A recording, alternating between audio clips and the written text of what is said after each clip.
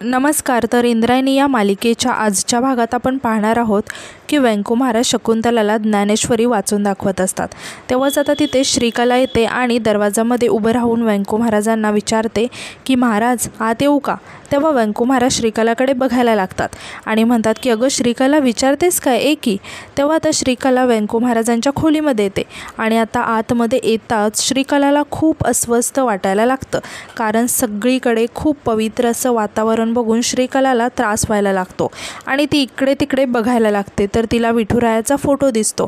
तेव्हा विठुरायाच्या फोटोकडे श्रीकला खूपच रागाने बघायला लागते आणि परत आता ती स्वतःला सावरत ती व्यंकू महाराजांना विचारायला लागते की महाराज तुम्ही हे काय वाचत आहात. तेव्हा व्यंकू महाराज सांगतात की अगं ज्ञानेश्वरी आहे, वारकरी संप्रदायाचे सगळे तत्त्वज्ञान या ग्रंथात आहेत.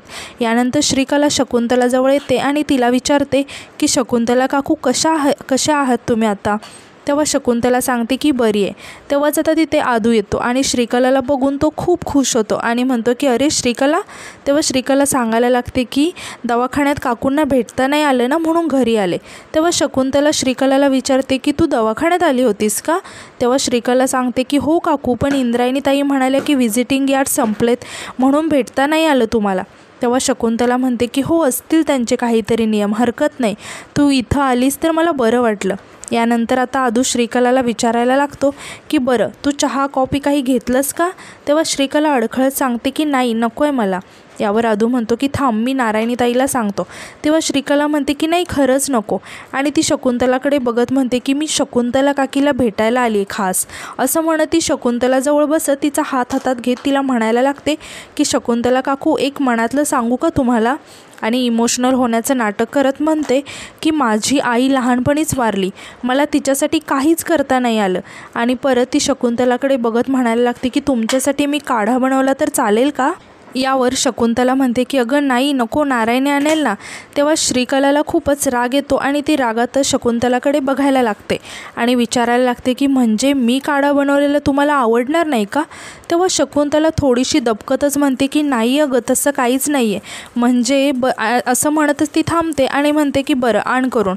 आता शकुंतलाचं लक्ष अचानकच श्रीकलाच्या हाताकडे जातं आणि शकुंतला तिला विचारायला लागते की तुझ्या हाताला काही लागलं आहे का, म्हणजे मी आल्याच विचारणार होते काय झालं आहे.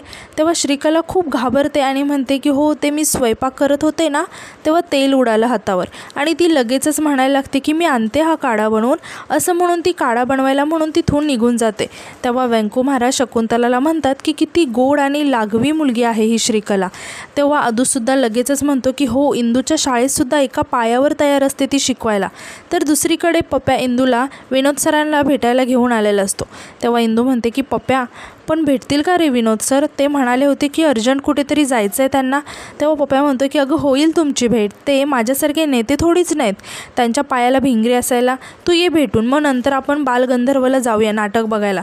तेव्हा इंदू म्हणते की माझीसुद्धा खूप इच्छा आहे रे यायची, पण आता नको. तेव्हा पप्प्या म्हणतो की अगं आता घरीसुद्धा सगळं व्यवस्थित आहे ना, म्हणजे शकुंतला काकी पण बरी आहे, हे काम पण होणार आहे, मग त्यात काय आहे, तू एक काम कर, तू आदूला फोन कर.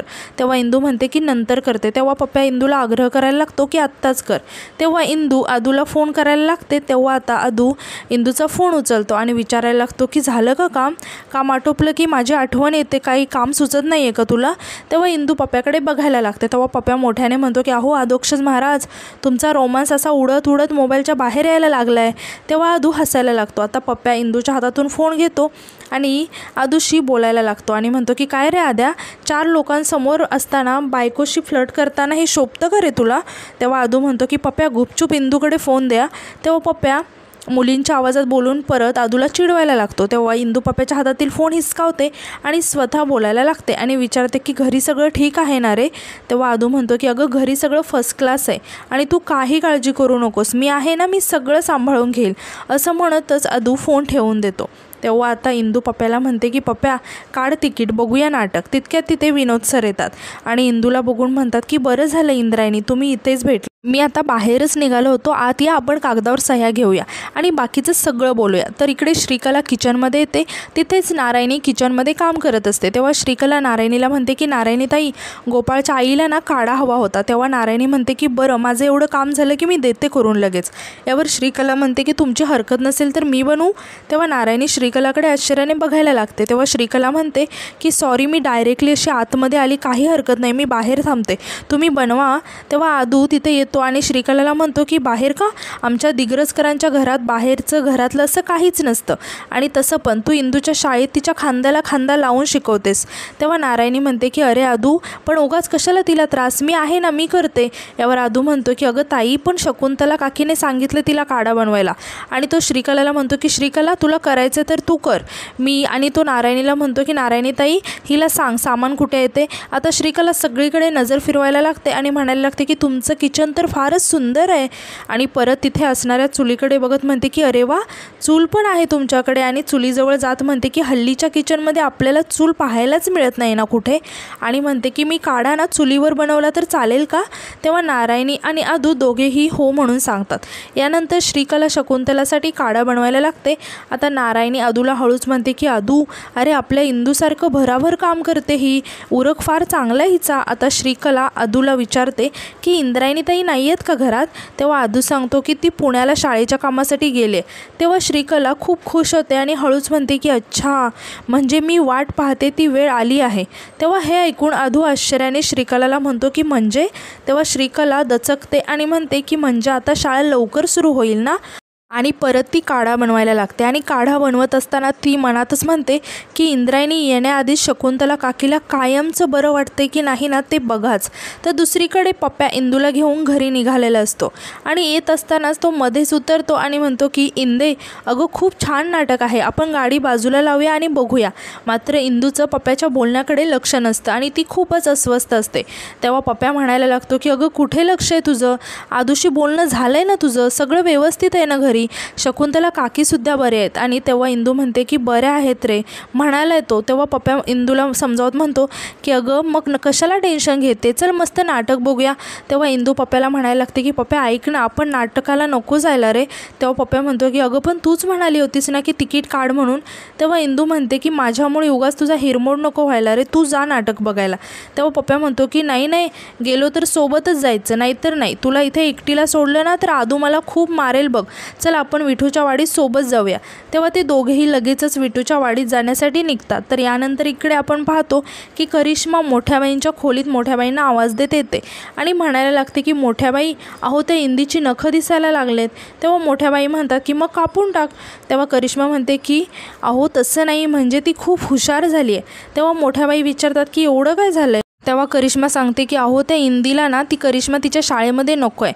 यावर मोठ्याबाई हसायला लागतात। आता मोठ्याबाईंना हसताना पाहून करिश्मा विचारायला लागते की मोठ्याबाई बऱ्या आहात ना तुम्ही, तुम्हाला राग नाही आला?